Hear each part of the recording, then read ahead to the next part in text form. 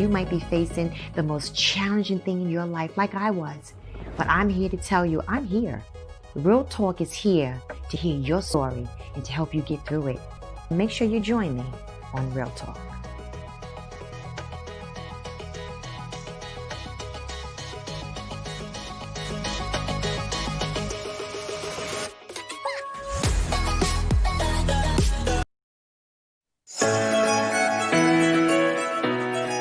I want to take this time to thank our viewing audience for your support on Real Talk with Jean Price. We have some exciting news. We are now going to be featured on YouTube as well as Facebook.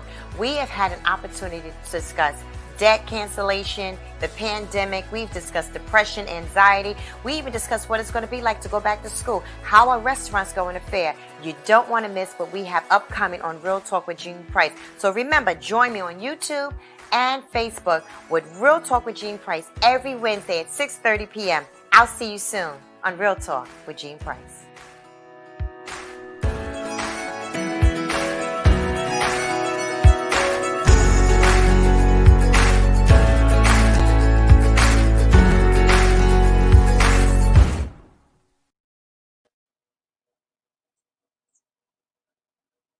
Good evening, everyone. Thank you for joining me tonight on Real Talk. It is an extreme honor to have all of the viewing audience, those that are chiming in. We have a very awesome topic that we're going to be talking about tonight. As those of you can tell, October is Breast Cancer Awareness Month, and we honor those survivors. We honor those that support the vision behind it. We honor those in the medical field that are still working on a cure. We honor the people that have survived tremendously. This is very dear to my heart. And this is going to be a great show tonight. So you have time. You want to get your family and your friends and those that you know to come on involved. I have a wonderful, wonderful guest on my show tonight. It is an honor and it is a privilege to introduce my guest for this evening, Miss Mona Prophete. Such a pleasure to have you with me on tonight.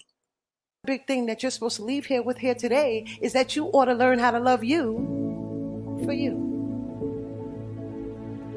What if everything that's wrong in the world could be made right by self-love and by you choosing you because you are the one? And here's a caveat to remember. When we know better, we do better. So I dare you. Maybe you didn't hear me. I said, I dare you. I dare you to start loving you deeper, better, and stronger than anybody else because you are the one. I dare you to realize that one smile, one comment, one hug, one thank you, one email can make a world of difference.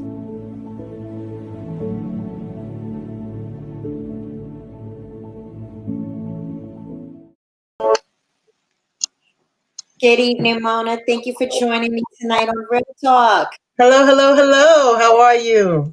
I am doing great. Again, thank you so much for being on Real Talk. I have been waiting for us to have this discussion.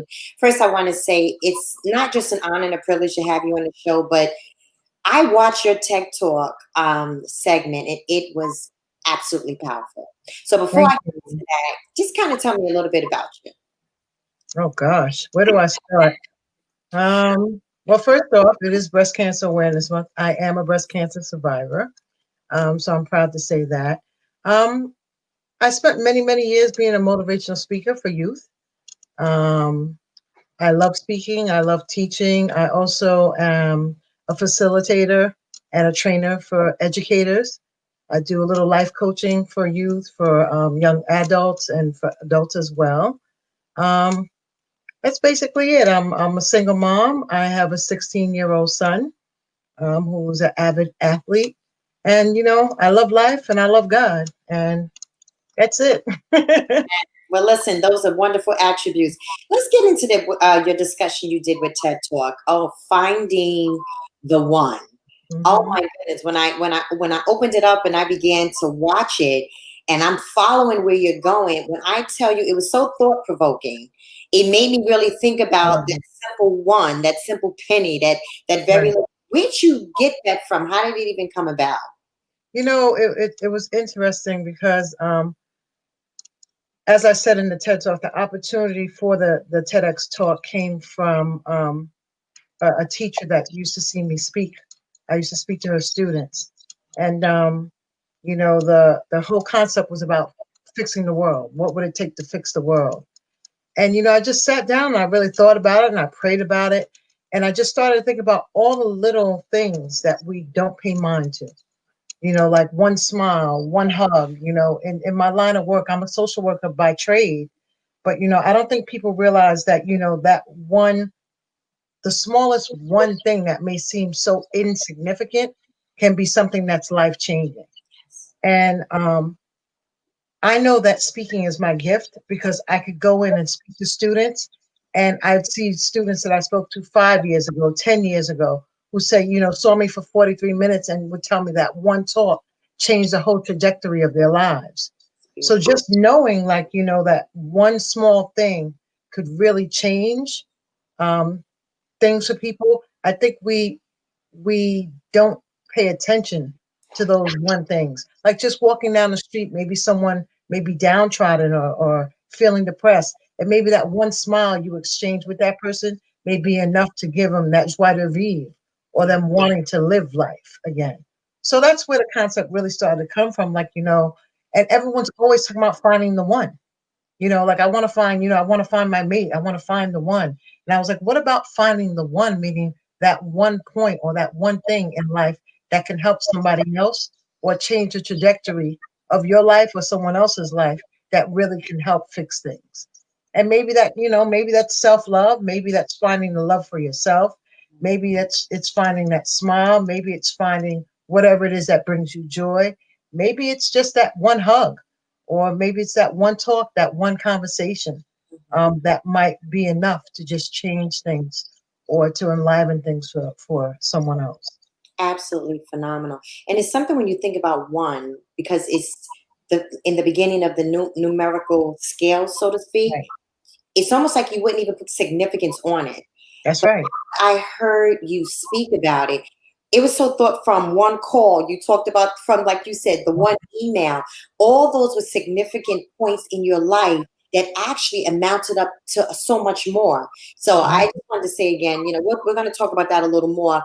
But I want to say to you, that was such a powerful discussion. But I want to get into Thank breast you. cancer survival. As I was doing some of my study, and it said this year over 250,000 women will be diagnosed with breast cancer. It's dear to me because it's very heavy in my family, and I'm Mhm. 54 now, and I had to about maybe 4 years ago I had to go for the BRCA study. Right. I didn't know anything about it, but because of the history in my family, my grandmother passed away from it, my aunt So passed sorry. from it, and I had two cousins within the last maybe 3.5 years now that have actually passed away from it. So I am so sold out to whatever we can do from our production team to assisting and helping women get through breast cancer. And Right. I listened to you talk about it. What were you feeling when you got the call and the doctor mentioned about one of them, and then everything was okay? I got it, but then the conversation continued. So tell me a Right. little bit about that. It was everything was pretty surreal with how I found out that I had breast cancer. Um, I always tell people, if I didn't know there was a God, I knew there was a God when I found out I had breast cancer. I felt a lump in my left breast. I wasn't necessarily checking for lumps. I was just doing something and then came across it and was like, what's that? Um, but knew immediately. I come from a medical family. A lot of my father was a doctor, my mother's a nurse. A lot of first cousins, my sister. I have two sisters who are nurses, aunts, uncles. A lot of medical people in my family. So the minute that I found the lump, I knew like immediately I had to go get it checked out. Yes. Um, and I'm someone who likes to face my adversary. Like Mm, I want to know what I'm fighting. that's I have right. people who don't want to know, but I'm the one who wants to know because then I can figure out how I can beat you. That's right. So I'm while other people are running from the doctor, I'm running to the doctor because I want to know what it is so I can figure out how I can defeat you. Right. Um, so I went to the doctor fully expecting, like I knew it was a lump, I knew it wasn't going anywhere, and I knew I'd have to get a biopsy. So I went and I got checked out, And the doctor said to me, he really thought that the lump was benign. And I knew there's enough doctors in my family that they say sometimes you can tell it's not 100%, but a lot of times the doctors will say, I think it's benign and so on and so forth. And I was prepared for it not to be in case it wasn't. And I went through the whole rigmarole. But when I went and I got some tests done, I was not prepared for them to come back and say, oh, you need a biopsy on your left breast, but then your right breast, because I felt no lump and I didn't have any problems in my right breast. Okay. Well, what happened was when I went to get they examine both breasts when you go. Right. But I always thank God that I had such a great doctor who showed me all my x-rays. Okay. And what happened was I had speckles in my right breast, not lumps. It almost looked like speckles of milk caught in the milk ducts um, of the breast. So what happened was she came out and she showed me the two x-rays. And after they told me like I'd have to have tests on my right breast, she just basically showed it to me. And she said, if one of these is cancerous, they're all cancerous. Wow. And I saw it and it was speckled throughout my whole breast. So the minute I saw it, I knew that if it came back positive, that I would have to remove my breast because there was just no way it was speckled throughout my entire breast. But I was kind of shocked that they told me, like when they said, hey, your left breast, you're going to have to get this kind of biopsy, so on and so forth. And they said, and then for the right breast, you're going to need a needle biopsy. And I was like, wait a minute, what? For the right breast? Right. I don't have a lump in my right breast. And they were like, no, but we found some deposits and so on and so forth. And then that's when I went in for the biopsy, the radiologist took me aside and showed me the x-rays, which was very helpful for me because it made me face a reality uh, before the harsh reality came to me, if that made any sense. It made me really start to think about if this came back positive, what it meant. Because had she not shown it to me and then it came back and they talked about removing my breast, it would have been, the proximity would have been so close, it wouldn't have given me a time to chew and accept the fact that I was going to lose my breast. That's understandable. That's definitely understandable. One of the things, they talk about is early detection. And I understand, like you're saying, you just happen to just feel something. And Right. early detection has helped a lot of women. And then there's times, to your point, some women didn't feel anything. When I turned 45, right away, Mona, I had to start going for sonograms and Right. mammograms. And Mm-hmm. I remember the first time I went in for a mammogram, and it was I never had it, so it was an experience that I definitely wasn't expecting. And on the mammogram, it showed everything was perfectly fine. On the sonogram, it Right. detected that I had multiple cysts in my breast. Wow. So it's just very interesting how every year I go for those two tests, but every 6 months I go get checked. So Right. my question to my doctor was, my breast doctor was, well, why do I have to come every 6 months? Because of my family history and because Yeah. of density. Right. I think that's, to what you're saying, just some things just pop up out of nowhere. And then there's other times that early detection can save somebody's life. Right. Well, I was fortunate because my cancer was DCIS, which means it was at the very beginning stages, Oh, thank even though it was speckled. you. Mm, But also, I don't know. I have such an issue with insurance, and that's a whole nother show. But just the fact that, um, they say at a certain age, I've met breast cancer survivors 20, 22, 21. And I think that they wait too long to really push women to go get mammograms on a regular. I I understand. think that we should go early as women, Mhm, earlier. mhm. We shouldn't wait until 40 or whatever the age is. But then a lot of insurance companies won't cover mammograms earlier than that age. And then for me, breast cancer does not run in my family. Mm, I took the BRCA test. There were no positive BRCA tests. It's not something that's prevalent in my family whatsoever. So, there are a lot of people that say to me, well, it doesn't run in my family. It doesn't run in my family either. But mhm. that doesn't mean that you won't get breast cancer. That's right. One of the biggest things for people is to go get your boobies checked. Just go. Like, I talk to women all the time. Oh yeah, I was supposed to go. I'm going to go next month. I'm going to go 6 months from now. And I applaud you. You're happy that I'm here, but I'm honored to be here and that you invited me on this show because it shows such as this that I applaud that Yeah. you guys are getting the word out there. Like, get out there and get your boobies checked, and Yes. for men as well. But that's a whole nother show as well because I think men think that they're exempt from this, but they're not. That's right. It's so important. I I had a long road, even though I caught my cancer very, very early. But the bottom line is that by the grace of God, I thank God every day Mm, because I had a lump in my left breast, but the cancer was in my right, mm. and I consider myself fortunate. Amen. It's a very, very odd thing, Jean. But I tell people that in a lot of ways, cancer was a blessing for me. I understand. It really, really filled me with humility.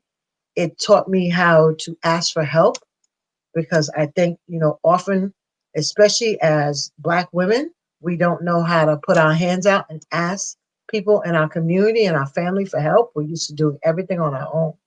And it really taught me a lot of humility. And it really made me that much stronger in my faith as well. That's beautiful. Elise is chiming in and she's asking a question tonight. At what age should a woman go get the tests done?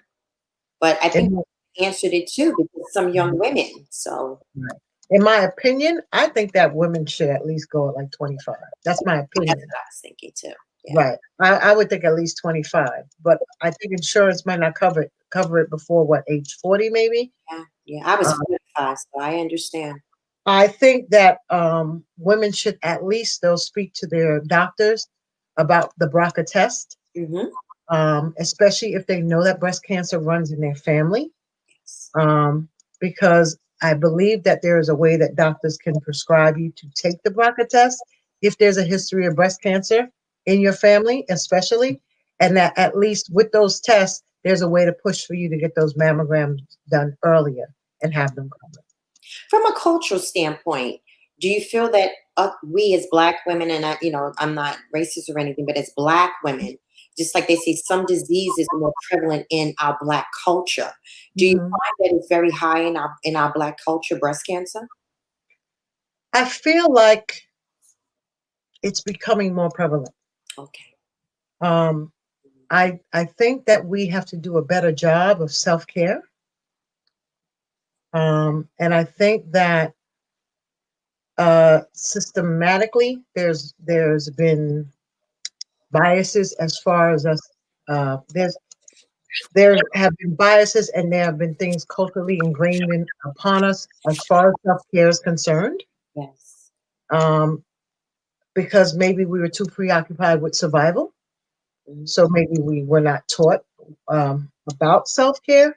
Mhm. So I think what's happening is it's becoming more prevalent, but I also think it has to do with the fact that we are taking better care of ourselves. So it's being detected more, if that makes sense. It does. Um, It does. I think that it is really, really crazy the amount of women that are coming up with breast cancer. Yes. I don't know if it's in our food. I'm starting to think it's what we're eating, Mhm. how we're eating, um, all those things Yeah. play a part. Yeah. That's what I. Angela chimed in also, and she says she just lost a lovely young lady at Mhm. 32 Yeah. to breast cancer. And my boss, I worked for him for 20 something years at the hospital. His daughter, to your point, Mona, she passed away in her 20s because Yeah. of breast cancer. And, we're talking about this serious issue tonight, but there's so many. I think we all know somebody that have survived it or may have succumbed to it. And Mhm. one of the somebody dearly close to my family, she had breast cancer, but then it traveled and became ovarian cancer. Yes. And that's another thing. So when I go to the doctor, to what you're saying, Mona, because now I'm in premenopausal, I have to Right. also get a sonogram because I had a hysterectomy, a partial Right. hysterectomy. So now I have to get that checked as well. But so what are some of the emotions? I want to talk about it. What are some of the emotions that you felt? Um, I was just last Saturday. I was just at a farmer's market in Laurelton. They did a whole breast cancer talk, and I was there and I spoke, and I was speaking to someone about the fact that a young lady was telling me that they knew someone that they were very close to going through a breast cancer battle right now, and we talked about implants, Okay.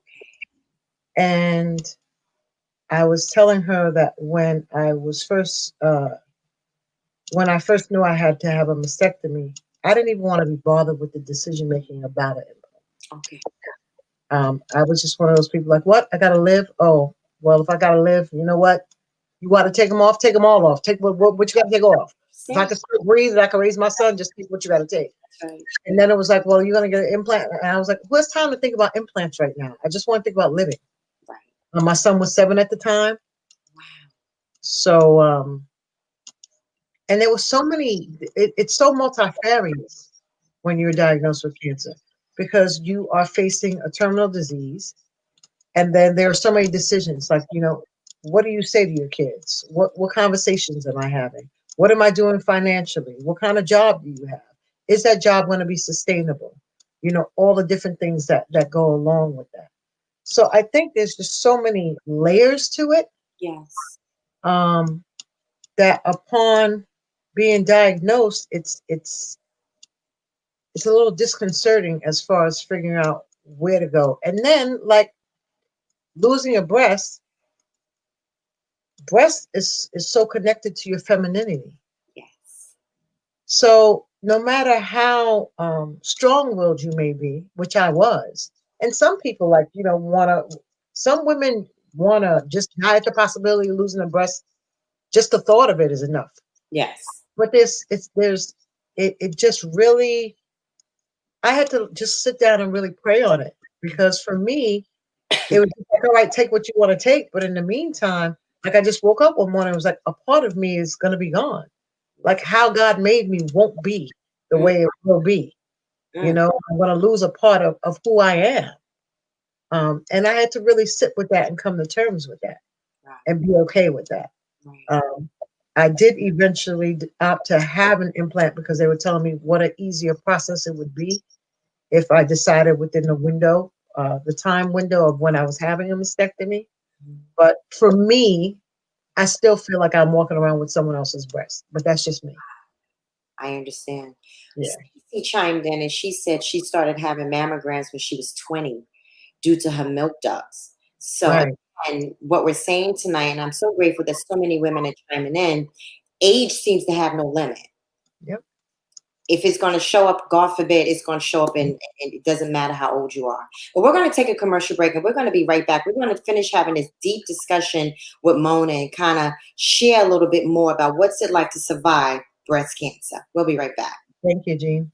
Big thing that you're supposed to leave here with here today is that you ought to learn how to love you for you. What if everything that's wrong in the world could be made right by self-love and by you choosing you because you are the one? And here's a caveat to remember. When we know better, we do better. So I dare you. Maybe you didn't hear me. I said, I dare you. I dare you to start loving you deeper, better, and stronger than anybody else because you are the one. I dare you to realize that one smile, one comment, one hug, one thank you, one email can make a world of difference.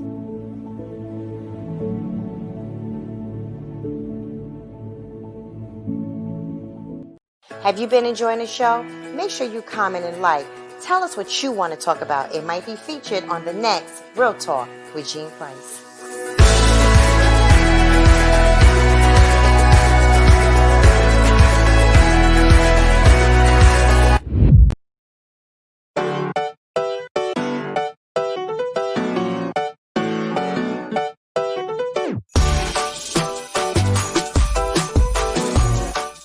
Listen, we have an exciting show coming up for the holidays. Jean's Favorite Things. You don't want to miss it. Go to YouTube, make sure you subscribe, but make sure you put in the comments, hashtag Jean Favorite Things. Make sure you put hashtag Jean's Favorite Things in the comments below. See you then.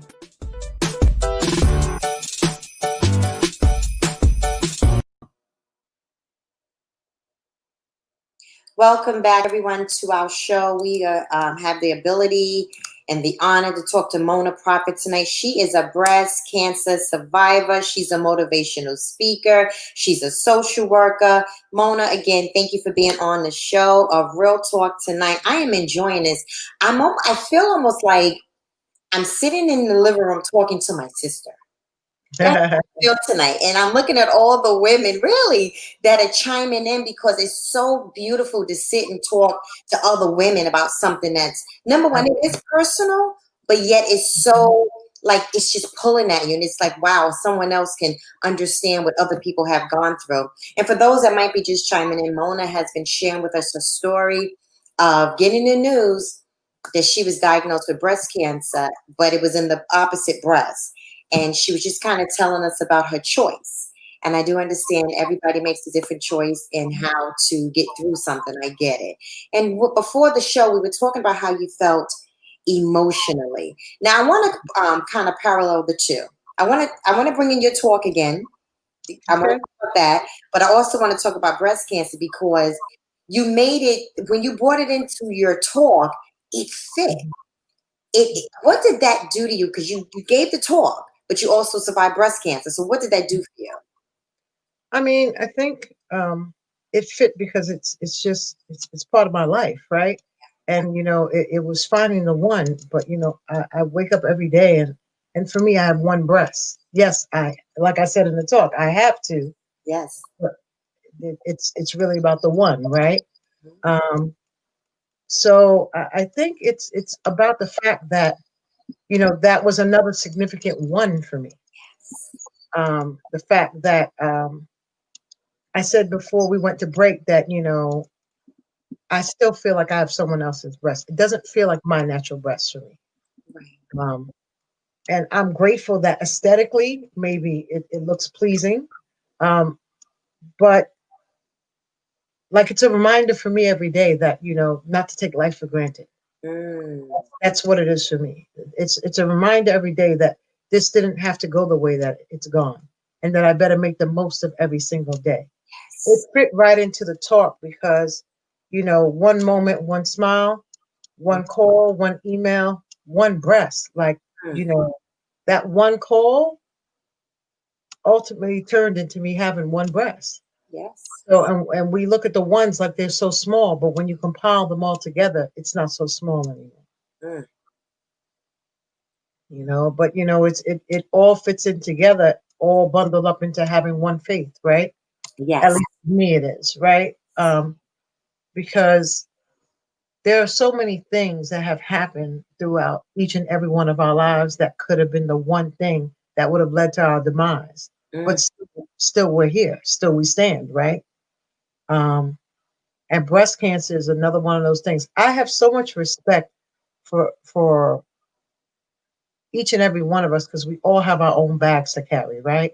Mm. I sort of make an analogy of if I were to take a bag and put two bricks in it, and I had a baby, a toddler, an 8-year-old, a body lifter, and let's say a grandmother, an elderly person.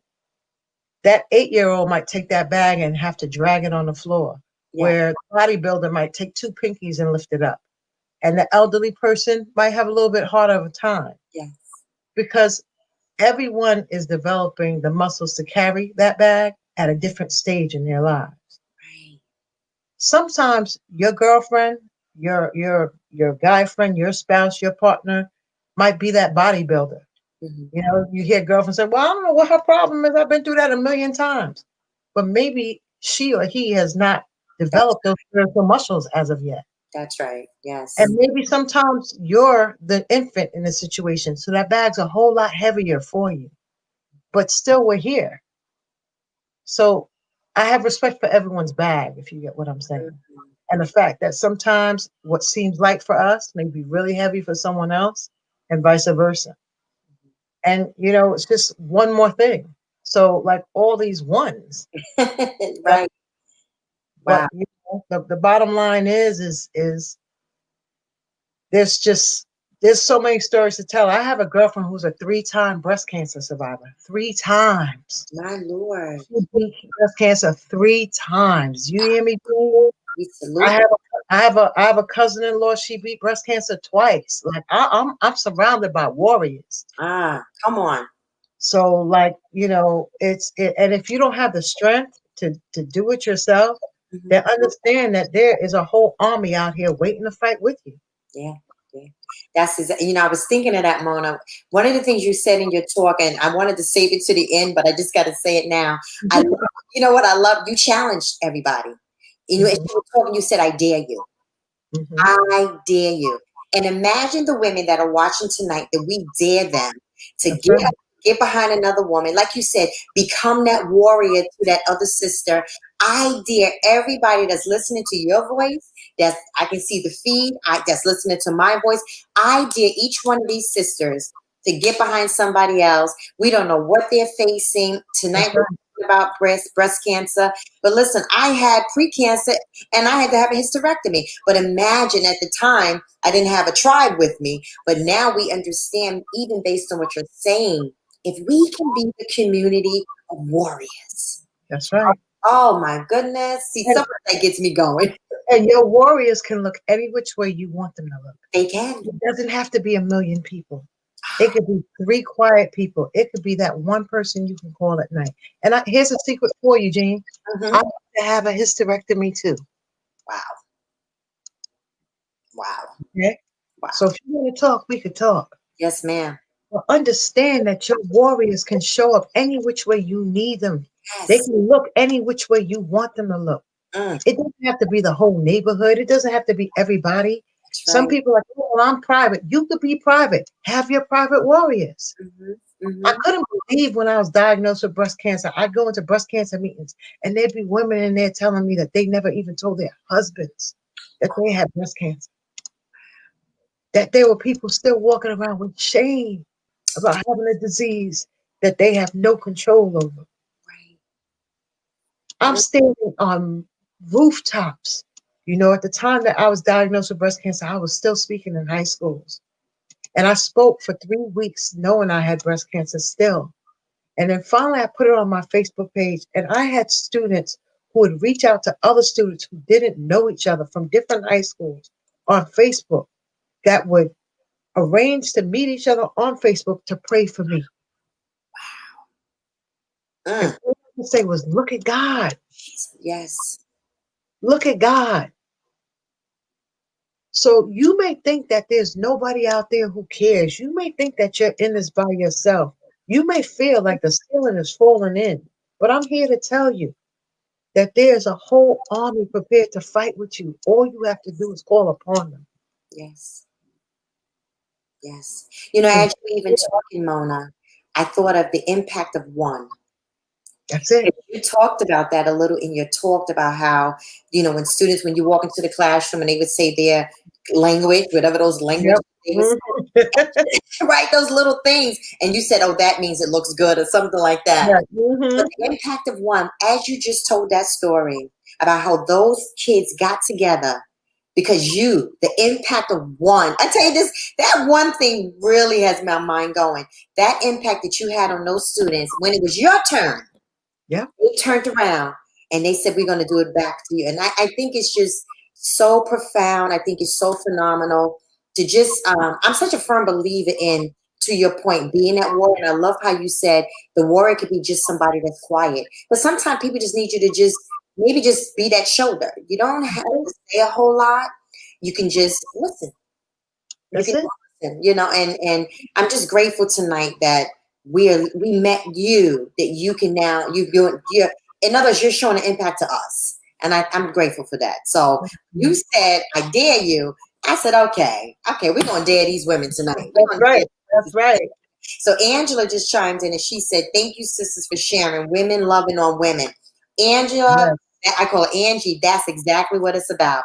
Even Mhm. through breast cancer, even through hysterectomies, even through the things we face as women, just knowing that women can love on each other is truly, truly a blessing. If you had something to say to encourage somebody, Mona, they're at Mhm. the beginning stages. Mhm. They just got that call. It could Hmm. be them, it could be their mom, it could be their sister, just somebody they know. What would you say to them?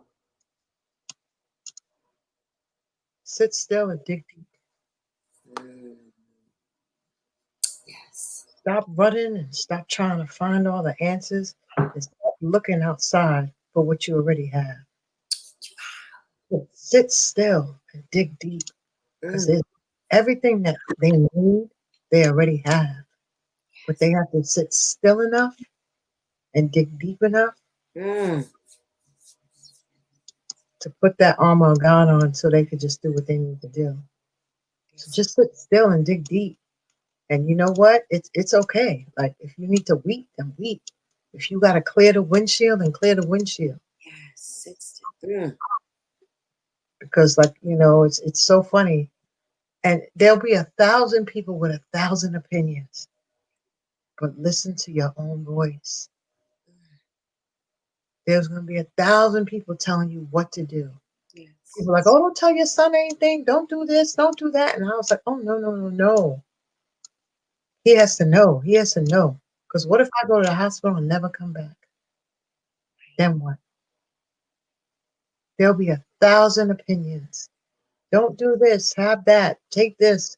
Don't do this therapy, don't do that therapy. Sit still and dig deep. Yes. Everything that you need, you already have. And stop being afraid. The moment that you appear weak, you'll find your strength. Okay. Everyone's too afraid of not wanting to appear weak. The moment you are no longer concerned about appearing weak, you will find your strength. Amen. Amen. You know, with scripture, as two scriptures that as you were talking, I thought about was be still and know that I am Mhm. God. That's right. And it's a peace. You know, I feel such a peace in our conversation tonight. I feel it's just a solemnness that I can just feel as we're talking tonight. And just to sit and be able to pull apart, but yet put back together what it feels like as a woman to have Mhm. to go through something so traumatic and to see you on the other side, that's a clear indication, oh my goodness, of your Mhm. faith in God. It really is. It really is. And uh, Mhm. if there was something that I had to say to anybody tonight, to what you're saying is sit still and dig deep and hold on to your faith. Because that's what I see when I look at you. I see a Thank you. woman, I do. Like, it's just so beautiful. I see a woman that really has a lot of faith. A lot It's of not faith. easy. It's No. not easy. And that's another thing too. Like give yourself grace. Oh, that's good. You gotta give yourself grace. Like we go through these challenges and these issues and somewhere in there we get lost and don't remember that we Yes. gotta give ourselves grace. Give yourself grace. Mm, Like you don't feel well, it's okay. You are disgusted or you're angry, that's okay too. right. You don't have the answers, it is okay, sis. Mm. Give yourself some grace. I love it because what you're saying is that allow yourself to be human, That's it. to go through it. You know, I said in one of the videos that we made when we after the pandemic we decided to go live again with our show. And one of the things I said, Mona, was that because I had if you part of my story is that I had a massive stroke in February. Hmm. I said, who told you that you weren't supposed to be afraid? I know God can give it Right. to us, but I'm saying in my humanity, That's right. afraid. I was Mhm. afraid because they found a blood clot, and the blood clot is still there to this day. But who told you that it's not okay to be afraid? I understand you have to do something with it, Right. but in my humanity, I was That's afraid. right. And I And, think you're saying and look at you now. Hey. that. You said, hey, I said, ah. Listen, I feel like you. I'm so grateful to be here. I thank God. What? I thank God. Something. Thank God. Listen, God is he's faithful. He's so faithful. You know, we don't want to go through what we go through, but I'm glad I went through it because God was Right. with me. Right. I often tell people, you know, in some of the commentary and the things, the videos we did, I feel like I'm on a road. and it's a Mhm. necessary road. And where I am on this journey, like you said, one. Yeah. It's one. And I want everyone who's listening to think about the fact that one shift, Mm, one shift in your thought pattern can change the whole paradigm of how you live. that's good. Just one shift. Mm, I'm not going to take this any longer. Boom. I'm not going to eat this way anymore. I'm going to read my Bible. yes. I'm not going to be in relationship with this person any longer. One shift One shift. in your thought pattern can change the whole paradigm of how you live. Mm. You going to tell me one is not enough? Oh, you better go ahead. There was only one on the cross. I know he was enough for me. Hmm. Hmm. It's beautiful. One shift, Just one. just Just one. one shift can change the whole trajectory of how you're living. Just one thought. Stop thinking I'm sick. Start thinking I am well. Stop thinking this Yes, is temporary. yes, yes. That's good. This is temporary. Yes, that's true. Stacy chimed in and she said, "What we go through is for a purpose, and I believe it's all in God's plan." And Stacy, Mhm. you're absolutely correct. You are absolutely correct. One shift, you're right, can change it. Can change Yep. it. One. As we wind down in our show tonight, I just want to thank God for all the women that chimed in because it was a personal show tonight dealing with women. Can Mhm. you leave some final words tonight, Mona? Again, I sense such beautiful peace having you on the show tonight. Just something you could say to the women that are listening again. Just that one, One, right? that one, that one thing you could say to them. Love yourself. Just, learn how to love yourself. And I say learn because it's not something that's innate any longer. So just take the time to, I'm still a work in progress myself. We all are. But like learn to love yourself, um, and believe what people show you the first time. Because I'm still learning that lesson too. You know. But That's love yourself, and love yourself enough. Know that you are enough. Know that you are worthy, and that you are deserving of nothing less. yeah. Amen. Amen. It's. I really think that's part of it. What if we were to love ourselves? Yeah. You Yeah. know. Yeah. You're, So and go get your boobies checked. Oh, yes. sorry. No, you're right. Early detection. That's Go right. get your boobies checked. Yes. There's a lot going on in the world right now. Yes. There's a whole lot going on in the world right now, but we don't have to add to it. Mm. Let's do our part to not add to all the stuff that's going on Yes. around us. Yes. Amen. Well, we give a special thank you to Mona Prophet and all the breast cancer warriors that are out there, people you know and love that have survived. Listen, the power of one. I will never forget that. The power of one. It's just a blessing. If you know somebody out there that has suffered breast cancer, or really any kind of cancer, to be totally honest with you, love on them. Take the words that were spoken tonight by Mona Prophet and love yourself. Love That's yourself. You know what I mean? Lean on yourself. Treat yourself. And I love what you said because it's true. Sometimes we forget about ourselves. And it does, that's it. you know what I mean? So it does get to the point you really got to think about yourself. Just a couple of announcements before we wind down tonight. Don't forget to go on YouTube and subscribe to Real Talk with Jean Price. And remember, Jean's favorite things for the holidays is coming up. You want to be a part of this. We'll see you next time on Real Talk with Jean Price. Join us next week as we deal with domestic violence survivors. God bless you. Have a good night. Thank you, G.